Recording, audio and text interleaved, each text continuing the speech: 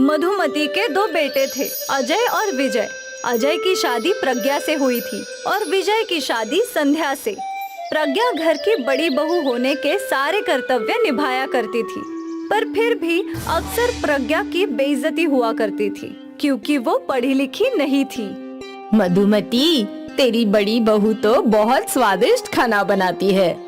बस खाना ही बनाती है, बाकी कुछ इसके बस का नहीं। क्या मतलब? अब क्या बताऊं? मेरी बड़ी बहू अनपढ़, कहीं कुछ पढ़ने बोल दो तो इसकी नानी मर जाए। ये तो ऐसी ही है। तू उसको छोड़, मेरी छोटी बहू से मिल, संध्या। ये ग्रेजुएट है और नौकरी भी करती है। अच्छा है। मालती को बुरा लग रहा था कि मधुमती खुलेआम प्रज्ञा की बुराई कर रही थी। एक दिन की बात है, अजय और विजय घर लौटे। वो दोनों बहुत टेंशन में लग रहे थे। क्या हुआ? तुम दोनों की शक्लों पे 12 क्यों बजे हैं? नगर पालिका से नोटिस आई है कि हमारा घर इल्लीगल है और जल्दी वो हमारा घर तोड़ने वाले हैं। हम तो सालों से यहाँ रह रहे हैं, तो ये घर इल्लीगल कैसे होगा? पता नहीं माँ, कुछ समझ नहीं आ रहा। और बस तब से अजय और विजय के कोर्ट के चक्कर शुरू हो गए। कुछ महीने बीत गए, आखिर कोर्ट ने फैसला कर ही दिया। आप लोग का घर इल्लीगल है और नगर पालिका जल्दी उसे तोड़ देगी। ये सुनते ही मधुमती के पैरों के नीचे से जमीन खिसक गई। सारे घर वाले परेशान हो गए और अगले ही दिन विजय अजय के पास आया। भैया, मुझे कंपनी की ओर से एक फ्लैट मिला है। ये तो बहुत अच्छी बात है, पर फ्लैट थोड़ा छोटा है। उसमें हम सब एक साथ नहीं रह सकते, इसलिए हम सोच रहे हैं कि मैं और संध्या शिफ्ट हो जाते हैं। अजय समझ गया था कि विजय अब अलग होना चाहता था। उसने बिना कुछ बोले ही हामी भर दी और अगले ही दिन विजय और संध्या घर से चले गए। अजय ने एक घर किराए पे ले लिया और दूसरी ओर उसे जॉब से निकाल दिया गया। अजय बहुत ही बड़ी दुविधा में था। आप क्यों रो रहे हो? ये मुसीबत तो खत्म होने का नाम तक नहीं ले रही। एक के बाद एक बढ़ती ही जा रही है। मुझे जॉब से निकाल दिया गया। ये सुनकर प्रज्ञा भी हैरान हो गई, पर उसने अजय को दिलासा दिया। कोई बात नहीं, आप चिंता मत कीजिए, आपको पहले से भी अच्छी नौकरी मिल जाएगी। पर किराया भी तो देना पड़ेगा ना। इतने सारे खर्चे कब तक कैसे चलाऊंगा? हम दोनों मिलकर कुछ कर लेंगे। हम दोनों क्या ही कर सकते हैं? मैं खाना बना सकती हूँ, आप बेच सकते हैं। कोई काम बड़ा या छोटा नहीं होता। अगर हम दोनों मिलकर कोशिश करें तो इन सारे संकटों से बाहर निकल सकते हैं। तुम ठीक कह रही हो। प्रज्ञा ने सारी बातें अपनी सास मधुमती को बताई। तुम ठीक कह रही हो बहू, मुश्किल के समय हम सबको मिलकर सामना करना चाहिए। पर हम क्या खाने की चीज बेच सकते हैं? बाजार में तो सब कुछ पहले से बिकता है। हम कुछ ना कुछ अलग ढूंढ ही लेंगे। चलिए बाजार देख कर आते हैं। प्रज्ञा अजय को अपने साथ बाजार ले गई और वो लोग हर खाने की रेडी देखने लगे। चाट, भेलपुरी, फ्रैंकी, मैगी, पराठे, सब कुछ तो पहले से ही बिक रहा है। क्यों ना हम इन दोनों चीजों को मिला दे? क्या मतलब? मतलब आपने मैगी फ्रैंकी तो खाई है ना, उसमें फ्रैंकी और मैगी एक साथ है, वैसा ही कुछ। तो अब क्या हम मैगी पराठे बेचें? वैसे आइडिया बुरा नहीं है, सस्ते में बन भी जाएगा और बहुत बिकेगा भी। सच्ची? प्रज्ञा ने दुकान से कुछ मैगी के पैकेट्स खरीद लिए। प्रज्ञा ने मैगी बनाई और फिर उस मैगी को पराठे के आटे में भर के उसके पराठे बनाए। सासू माँ, चक्कर बताइए कैसा बना है? मधुमती ने एक पराठा खाया। वाह बहू, ये तो बढ़िया है, बहुत खूब। प्रज्ञा ने एक पराठा अजय को भी दिया। अजय तो बड़े चाव से पराठा खा रहा था। क्या हुआ? आपने बताया नहीं कि कैसा बना है? बढ़िया, एक और मिलेगा। प्रज्ञा ने अपने पति और सास को और मैगी के पराठे खिलाए और खुद भी खाया। सबको उसके मैगी के पराठे का आइडिया अच्छा लगा। अगले ही दिन प्रज्ञा ने बाजार में मैगी पराठे का स्टॉल खोल दिया। दीदी, ये मैगी पराठा क्या है? मैगी और पराठा का मिश्रण, खाकर तो देखो, बहुत स्वादिष्ट होता है। ठीक है, एक मैगी पराठा दे दीजिए। प्रज्ञा ने उस लड़के के लिए एक मैगी पराठा बनाया उस लड़के ने वो चखा और उसके चेहरे पे मुस्कान आ गई। ये तो तूफान है। ऐसा पराठा मैंने कभी नहीं खाया, बिल्कुल नहीं। उस लड़के की बात सुनकर कई और ग्राहक प्रज्ञा के ठेले पर मैगी पराठा खाने आए।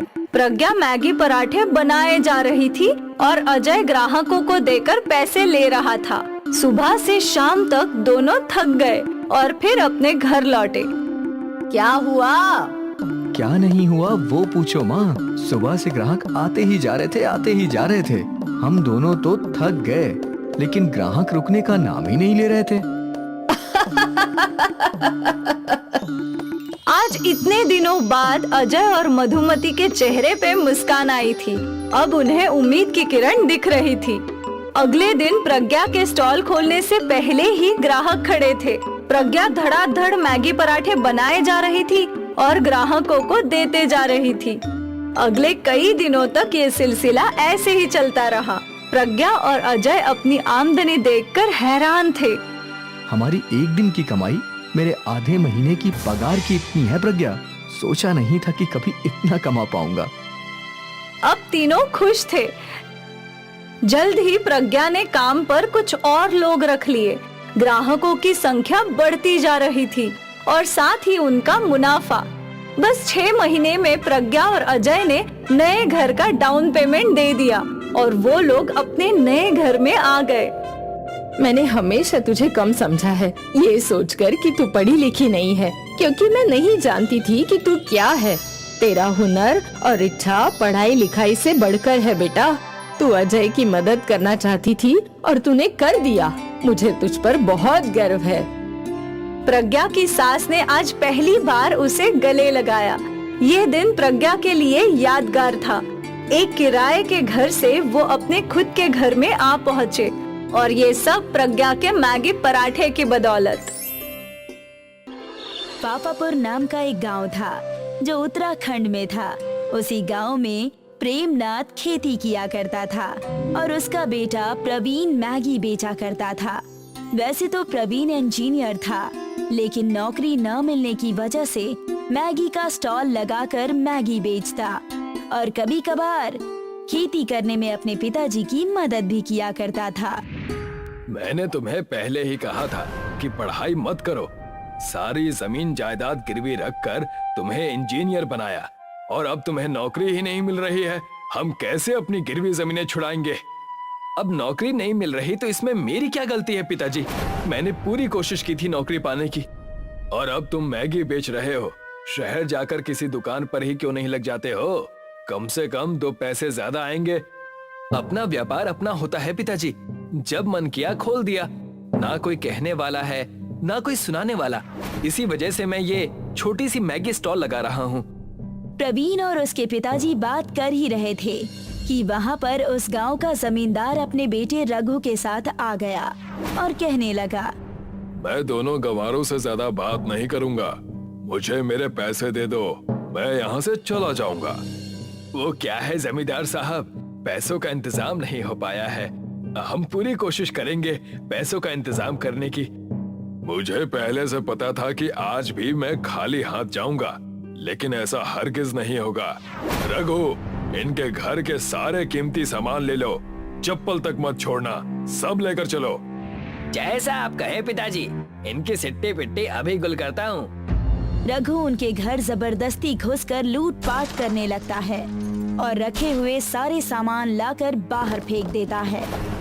पिताजी, आप कहें तो इस लड़के की मैगी की स्टॉल भी ले लूं? इंजीनियर होकर तुम मैगी बेच रहे हो, धिक्कार है तुम पर। ले लो, इसके मैगी का स्टॉल भी ले लो। नहीं नहीं, ऐसा मत करो, मेरा कारोबार ठप हो जाएगा। हम दोनों बाप बेटे भूखे मर जाएंगे। ऐसा ना करो। प्रवीण के लाख गिड़गिड़ाने पर भी उसकी किसी ने एक नहीं सुनी। जमींदार उसके ठेले की मैगी और घर का सारा सामान लेकर चले गए। पूरे गांव में उनकी इज्जत उछाली गई। हे भगवान, मैंने तेरा क्या बिगाड़ा है? क्यों आप हम जैसे गरीबों को परेशान करते हैं? पढ़ने के लिए पैसे नहीं थे, जमीन गिरवी रख दी। सोचा था कि नौकरी मिलते ही सारे पैसे लौटा दूंगा, लेकिन आपने वो भी मुझसे छीन लिया। चुप हो जाओ बेटा, चुप हो जाओ। कभी कभी तो ऐसा लगता है कि भगवान है ही नहीं। ये मेरे साथ क्या हो रहा है? प्रवीण गुस्से से एक पत्थर उठाता है और आसमान की तरफ उछाल देता है और वो पत्थर उसके गांव के पास वाले जंगल में जा गिरता है और एक पेड़ पर रखे हुए मटके से टकरा जाता है, जिससे मटका फूट जाता है और उसमें से एक आत्मा निकलती है। कई सालों बाद मैं आजाद हो गया, लगभग 300 सालों बाद। लेकिन इस जंगल में तो कोई आता नहीं। तब ये मटका किसने फोड़ा? मैं जल्दी से यहाँ से भाग जाता हूँ, वरना वो तपस्वी मुझे फिर से कैद कर लेगा। दूसरी तरफ प्रवीण उसी जंगल में लकड़ियां काटने जा रहा था। तब उस आत्मा ने प्रवीण को लकड़ी काटते हुए देखा। इतना कहकर वो आत्मा प्रवीण के पास जाता है और कहता है, हो ना हो, इसी आदमी ने मुझे मुक्त किया है, क्योंकि उस तपस्वी ने कहा था जो भी मुझे मुक्त करेगा मैं केवल उसे ही देख पाऊंगा और वो सिर्फ मुझे ही देख पाएगा। वो आत्मा प्रवीण के पास जाता है और कहता है, नमस्ते भाई साहब। उस आत्मा की आवाज सुनकर प्रवीण बहुत डर जाता है और जमीन पर गिर जाता है। कौन हो तुम और हवा में उड़ कैसे रहे हो? मुझसे क्या चाहते हो? अरे तुम घबराओ नहीं, तुमने मुझे आजाद किया है, मैं तुम्हें हानि नहीं पहुंचाऊंगा। मैंने तुम्हें कब आजाद किया? तुम कुछ भी कह रहे हो। इस जंगल में मैं पिछले 300 सालों से कैद हूँ। मैं जिस मटके में कैद था, उस मटके पर तुमने एक पत्थर मारा, जिस वजह से मैं आजाद हो गया। हाँ, तब मैं गुस्से में था। चलो जाओ, मुझे मेरा काम करने दो। तुम मुझे सारी बातें बता सकते हो, मैं तुम्हारी 2 विनती पूरी कर सकता हूँ। क्या सच? तो सुनो। प्रवीण ने उस आत्मा को अपनी सारी कहानी बताई, इंजीनियर से लेकर जमींदार के लूटपाट करने तक। सारी सच्चाई सुनकर उस आत्मा ने कहा, जब मैं इंसान हुआ करता था तब इतने बुरे दिन नहीं थे जितने कि अब हैं। अच्छा हुआ उस तपस्वी ने मुझे कैद कर लिया, वरना ये सब दिन देखने पड़ते। तुम इसका कोई उपाय बताओ, अपना अलग ही रोना रो रहे हो तुम तो। अच्छा तो सुनो, मैं तुम्हें एक वरदान देता हूँ। तुम अब से जो भी खेती करोगे वो तुम्हारे कारोबार की खेती होगी। यानी मैगी की खेती? क्या बकवास कर रहे हो? तुम्हें ये ढोंग लगता है तो तुम एक काम करो, इस जमीन पर पत्थर गाड़ कर उस पे पानी डालकर देखो। प्रवीण ने ठीक वैसा ही किया। उसी वक्त प्रवीण ने उस पत्थर को जमीन में गाड़ दिया और उस पर पानी डाला तो उसमें से एक पेड़ निकला जिस पर मैगी लगे हुए थे, जिसे देखकर वो दंग रह गया। ये तो सच में मैगी की खेती हो गई। मैंने कहा था ना तुम्हें। दूसरा वरदान ये है कि जिसने भी तुम्हें हानि पहुंचाई है वो खुद गिड़गिड़ाकर तुमसे माफी मांगेगा पूरी सभा के सामने, लेकिन तुम्हें उसे मैगी खिलानी होगी। उसके बाद ही ये मुमकिन है। मेरे 2 वरदान तुम्हारे लिए खत्म हो गए। अब मैं चलता हूँ। शुक्रिया दोस्त, मुझे आजाद करने के लिए। इतना कहकर वो आत्मा वहाँ से उड़ गया और प्रवीण को 2 वरदान देकर चला गया। और उसके बाद प्रवीण अपने बचे हुए जमीन पर कुदाल चलाने लगा और जैसे ही उस पर पानी डाला, सब जगह मैगी के पेड़ उगने लगे। बेटा, तुमने ये सब कैसे कर लिया? इतनी सारी मैगी की फसलें कैसे हो गईं? मैगी उपजाऊ कैसे हो सकती है भला? अब से हमारे अच्छे दिन आने शुरू हो गए। आप देखते जाइए, उस जमींदार की अकल मैं कैसे ठिकाने लगाता हूँ। प्रवीण ने उस जमींदार को अपने घर पर मैगी का आमंत्रण दिया और एक चिट्ठी लिखकर उसके घर भेज दी। अगर आप में हिम्मत है तो हमारे घर अपने बच्चे के साथ आइए और पैसे लेकर जाइए। उस 2 कौड़ी के लड़के की इतनी हिम्मत, वो मुझे इस तरह से चिट्ठी भेज रहा है, उसकी तो खैर नहीं। जमींदार गुस्से से वहाँ से चला जाता है और जैसे ही वो प्रवीण और प्रेमनाथ के घर के पास पहुँचता है, उसे मैगी की बहुत अच्छी खुशबू आ रही होती है। इतनी अच्छी सुगंध, इस लड़के के हाथ की मैगी सब खाते हैं। एक बार मैं भी खाकर देखता हूँ। पैसे की बात बाद में कर लूंगा। जैसे ही जमींदार प्रवीण की बनाई हुई मैगी को खाता है, उस आत्मा का दिया हुआ वरदान सच हो जाता है। जमींदार का सिर चकराने लगता है और वो कहता है, मुझे माफ करना प्रवीण, पैसों के लालच में मैं अंधा हो गया था, लेकिन अब मैं तुमसे पूरे गांव के सामने माफी मांगूंगा। बदले में तुम पूरे गांव को मैगी की दावत दे देना। जी, ये मुझे मंजूर है, मैं ऐसा ही करूँगा। और वैसा ही हुआ। जमींदार ने सबके सामने प्रेमनाथ और प्रवीण से माफी मांगी और उनकी जमीनें उन्हें वापस लौटा दी। गांव वालों ने मैगी की खेती शुरू कर दी। वो गांव अब मैगी की खेती के नाम से जाना जाने लगा। लोग बाग खुशी खुशी रहने लगे। आनंदपुर गांव में एक बूढ़ी गरीब मटके वाली थी सुमित्रा। सुमित्रा रोज मटके बनाया करती थी। अम्मा, ये मटका कितने का है? 200 रुपए का है बेटी। अरे बाप रे, इतने में तो स्टील का घड़ा आ जाता है अम्मा। मैं तो इसके बस 100 रुपए ही दूंगी। अरे बेटी, वो मटका बहुत बड़ा है, 100 रुपए बहुत कम होंगे। 120 रुपए से ज्यादा अब हम नहीं दे सकते। ठीक है, ले जाओ। सुमित्रा रोज मटके बनाया करती थी। मटके खरीदने वाले ग्राहक हमेशा भाव ताव करते थे। सुमित्रा की आमदनी दिन ब दिन घटती जा रही थी। माँ, आपने वो मटका इतने कम दाम में क्यों बेच दिया? अब क्या करूँ, तू तो देख ही रही है मेरा हाल। एक तो लोग मोल भाव करते हैं, ऊपर से दिन ब दिन मटके खरीदने वाले ग्राहक घटते ही जा रहे हैं। सबको स्टील के घड़े ही चाहिए। अब तू ही बता क्या करूँ। एक तो तेरी उम्र भी हो रही है, मुझे तेरे ब्याह की चिंता सताई जा रही है बेटा। माँ, तुम कहो तो मैं भी तुम्हारी कुछ मदद कर सकती हूँ। वो कैसे? मैंने सोचा है कि मैं कोई खाने की चीज बेचूंगी जिससे हमारी आमदनी बढ़ जाए। खाने की चीज? हाँ माँ, आजकल खाने का व्यापार ही सबसे ज्यादा चलता है। बाजार में हर खाने की दुकान पर भीड़ ही भीड़ रहती है। वो तो है, पर तू क्या बेचेगी? वो तो पता नहीं, 1-2 दिन में ढूंढ लूंगी। ठीक है, मुझे तेरे काम करने पे कोई एतराज नहीं। ये सुनकर अंजू बहुत खुश थी। शाम को वो बाजार गई और यहाँ वहाँ देखने लगी। चाट, समोसा, भेल, चाइनीज भेल, ये सब तो है इस बाजार में। मुझे इसके अलावा कुछ सोचना होगा, जो सस्ता भी हो और लोगों को पसंद भी हो। अंजू आगे बढ़ी तो उसने एक दुकान पर मैगी नूडल्स के पैकेट देखे। हाँ, मैगी। सबको मैगी पसंद है और ये सस्ता भी है और जल्दी बन भी जाता है। मैं मैगी ही बेचूंगी। अंजू ने घर लौटकर माँ को बताया। माँ, मैं मैगी बेचूंगी। पर क्या लोग मैगी खरीदेंगे? हाँ माँ, जब हम शहर गए थे तो मैंने वहाँ देखा था मैगी के ठेले पे कितनी भीड़ लगी रहती थी। मैं भी मैगी बेचूंगी, हो सकता है हमारे ठेले पर भी भीड़ लगे। ठीक है, कोशिश करने में क्या है। ऊपर से मैगी के ठेले में कुछ ज्यादा खर्चा भी नहीं है। हाँ। सुमित्रा ने अंजू को कुछ पैसे दे दिए।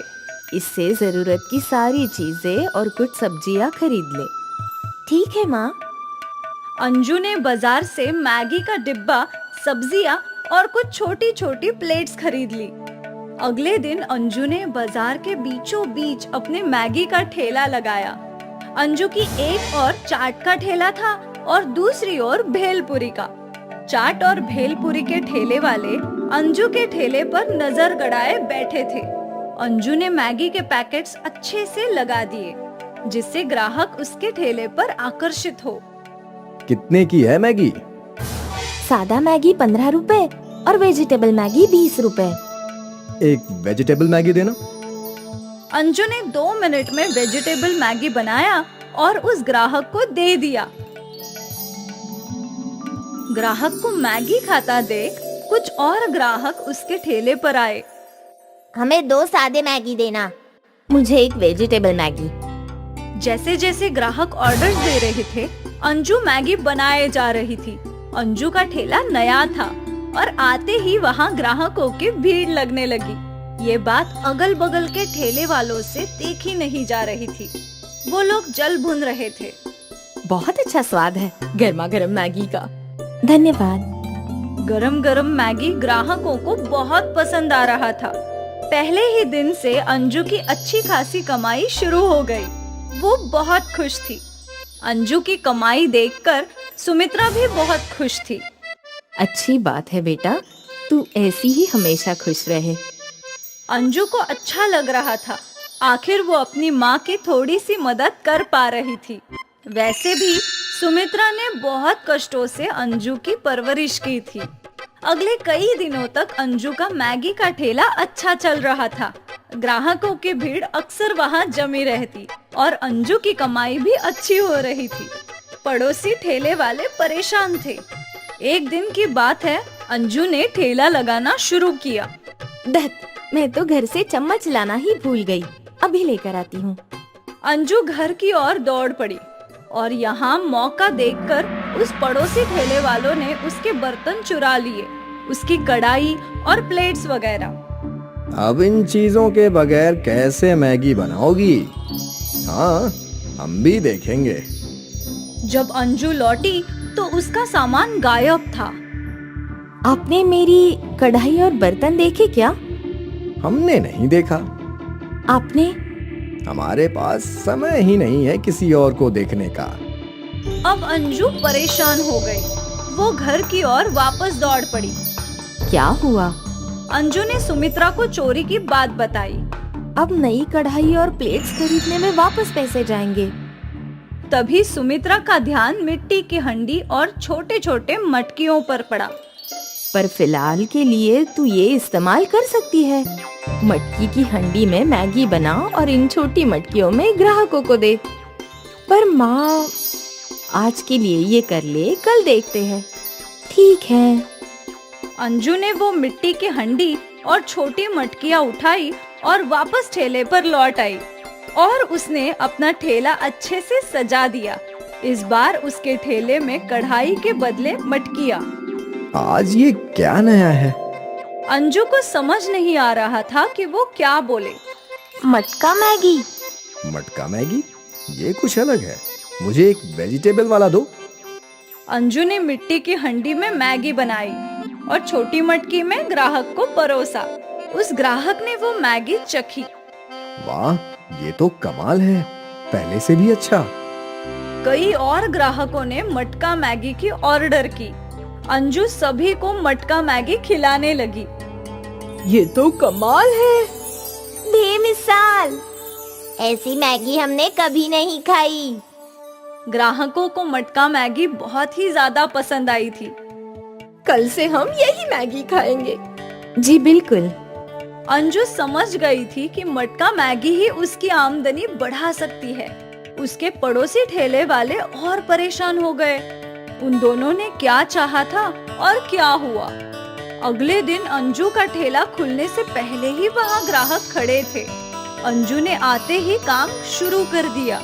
अब वो धड़ाधड़ मटका मैगी बनाते जाती और ग्राहकों को परोसती जाती। ग्राहक भी बहुत खुश थे। अंजू की आमदनी कई गुना बढ़ गई थी। कुछ ही दिनों में सुमित्रा भी अंजू के साथ मैगी के ठेले पर काम करने लगी। दोनों माँ बेटी मिलकर दिन के हजारों रुपए कमाया करते थे। अब सुमित्रा को अंजू की शादी की चिंता नहीं थी। सोचा नहीं था कि मेरी बेटी इतनी बड़ी हो गई है कि मुझे उसकी चिंता करने की जरूरत ही नहीं। हे भगवान, तेरा लाख लाख धन्यवाद। सुमित्रा और अंजू बहुत खुश थे, पर वही अंजू के पड़ोसी ठेले वाले बहुत दुखी। हमने क्या करने का सोचा था और क्या हो गया? वो कहते हैं ना, किस्मत खराब हो तो ऊंट पर भी बैठे इंसान को कुत्ता काट लेता है। वैसे ही अगर किस्मत अच्छी हो तो बुरा करने पे भी भला ही हो जाता है। हम दोनों को कोई और धंधा लगाना चाहिए। हाँ, अब यहाँ हमारी दाल नहीं गलेगी। अब यहाँ लोग सिर्फ मटका मैगी खाने आएंगे। अंजू के पड़ोसी ठेले वाले अपना बोरिया बिस्तरा लेकर वहाँ से 9-2-11 हो गए। अंजू का मटका मैगी दिन ब दिन तरक्की करता जा रहा था। उसे कहाँ पता था कि मजबूरी में इस्तेमाल किया हुआ मटका कमाल कर जाएगा। सुनीता सुबह सुबह अपनी सब्जी का ठेला उठाकर शहर में घूम रही थी। सब्जी ले लो, सब्जी, ताजी ताजी सब्जी, हरी हरी सब्जी। सुनीता की आवाज सुनकर कुछ घरों से औरतें निकलकर उसकी सब्जी खरीदने आती हैं। वाह सुनीता, आज की सब्जी तो बहुत ताजा लग रही है। मैडम, सुनीता की सब्जी तो हमेशा ही ताजा रहती है। सुनीता, टमाटर कैसे दिए? 40 रुपए किलो मैडम। अरे सुनीता, हमें लूट तो मत। महंगाई के जमाने में मेरी खुद की हालत खराब है। मुझे बहुत कम पैसा बचता है, तो मैं आपसे कैसे लूट सकती हूँ। सुनीता, तेरी बेटी का स्कूल में एडमिशन हुआ, जिसके लिए तू बहुत परेशान थी? जी मैडम, अभी तो मैंने उसका सरकारी स्कूल में दाखिला करा दिया है। वो मन लगाकर पढ़ाई कर रही है। चलो फिर तो बढ़िया है। तू अपनी बेटी को खूब पढ़ाना, उसे अपनी तरह सब्जी बेचने में मत लगा देना। नहीं नहीं मैडम, मैं ऐसा नहीं करूँगी। सुनीता सब्जी बेचकर वहाँ से अपना ठेला लेकर चली जाती है। रास्ते में बहुत बारिश होने लगती है। जब वो घर पहुँचती है तो उसकी बेटी पूर्वी उसका इंतजार कर रही होती है। तुम आ गई माँ? बाहर कितनी तेज बारिश हो रही है। नई स्कूल टीचर ने 3 दिन की छुट्टी दी है। उन्होंने कहा है कि इस इलाके में बहुत भयंकर तूफान आने वाला है। उन्होंने ऐसा कहा? मैंने तो आज ही अपनी सब्जियों का स्टॉक नया कर लिया है।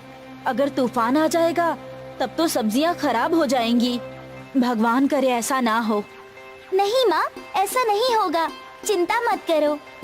उसके बाद सुनीता और पूर्वी खाना खाते हैं और पूर्वी सुनीता की गोद में सो जाती है। इस समय सुनीता को अपने पति की याद आ रही होती है। आज अगर वो जिंदा होते तो पूर्वी के लिए भी कितना अच्छा होता। मैं अपनी परेशानियां उनसे बांट पाती। भगवान न जाने ऐसा क्यों करते हैं। हे भगवान, कल तूफान ना आए और मेरी सब्जियां खराब ना हो, वरना मैं तो बर्बाद हो जाऊंगी।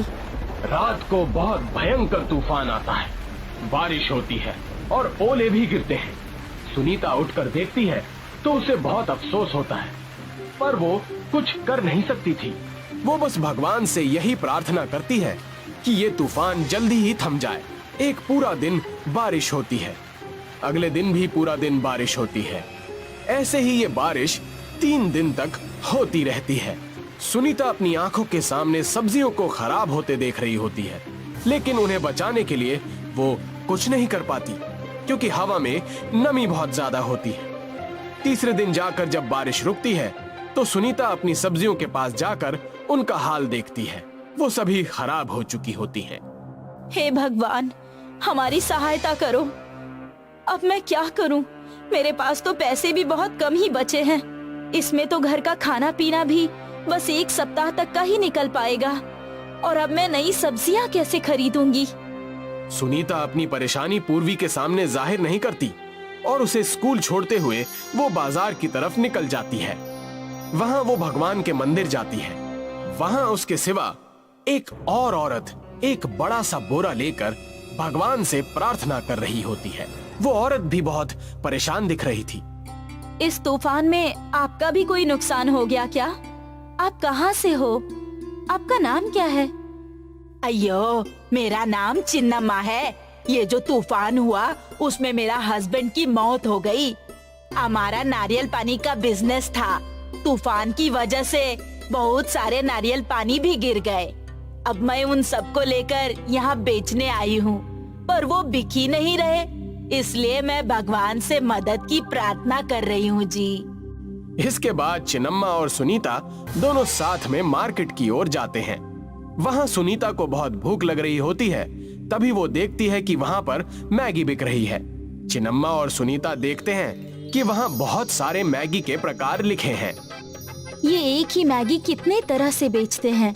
इनकी दुकान में भीड़ भी कितनी लगी है। अयो, मुझे तो इनकी मैगी भी अच्छी नहीं लगती। हमारे यहाँ कोकोनट के टेस्ट वाली मैगी मिलती है। ऐसी मैगी यहाँ कहीं नहीं मिलती जी। ये बात सुनीता को बड़ी अच्छी लगती है। वो चिन्नम्मा का नंबर ले लेती है। उस दिन दोनों अपने अपने घर जाकर बड़ी परेशान होती हैं। दोनों बेसहारा होती हैं और तूफान में उनका बहुत नुकसान हो चुका होता है। चिन्नम्मा को अपने पति के गुजरने का बहुत दुख होता है और अपने नारियल को बेचने का वो प्रयास कर रही होती है। उधर सुनीता का इकलौता सहारा पूर्वी होती है। उसकी चिंता होती है कि अगर वो पैसे नहीं कमाएगी तो पूर्वी की फीस कैसे भरेगी और उसे अच्छे से कैसे पढ़ाएगी। सुनीता की गोद में पूर्वी सो रही होती है। तभी सुनीता को एक आइडिया आता है। वो चिन्नम्मा को फोन लगाती है और अगले दिन मिलने को बोलती है। अगले दिन चिन्नम्मा और सुनीता मिलते हैं। चिन्नम्मा, क्या तुम्हें तुम्हारे नारियल के कोई खरीदार मिले? नहीं जी, मुझे तो कोई खरीदार नहीं मिल रहे हैं। न जाने मैं क्या करूंगी। मुझे एक बहुत अच्छा आइडिया आया है। हम दोनों मिलकर ये काम कर सकते हैं, जिससे तुम्हारी परेशानी भी मिट जाएगी। और अगर ये काम चल गया तो फिर हम दोनों मिलकर खूब पैसे भी कमा सकते हैं। आपका आइडिया क्या है जी? क्यों ना हम एक ऐसी मैगी बनाएं जो आज तक इधर किसी ने नहीं खाई हो। हम उस मैगी को साउथ इंडियन स्टाइल में बनाएंगे। उसे हम नारियल पानी में बनाएंगे और जो खाली नारियल बचेगा उसी में सर्व करेंगे। बाकी के पैसे मैं दे दूंगी। मेरे पास कुछ बचे हुए पैसे हैं और तुम अपने नारियल दे देना। अगर ये आइडिया काम कर गया तो फिर हम दोनों की परेशानियां खत्म हो जाएंगी। हाँ, रिस्क तो बहुत है जी, पर मेरे नारियल ऐसे भी खराब ही हो जाएंगे। मैं तुम्हारे साथ हूँ। हम दोनों मिलकर खूब मेहनत करेंगे। सुनीता बचे कुचे पैसों से खूब सारी मैगी खरीद लेती है और फिर वो दोनों मिलकर एक छोटा सा स्टॉल लगा लेते हैं जिस पर नारियल मैगी वाली लिखा होता है।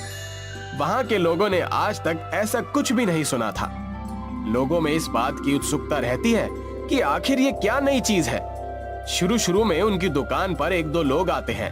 उनका खाना लोगों को बहुत पसंद आता है। ऐसी डिश आज तक उन लोगों ने नहीं खाई थी।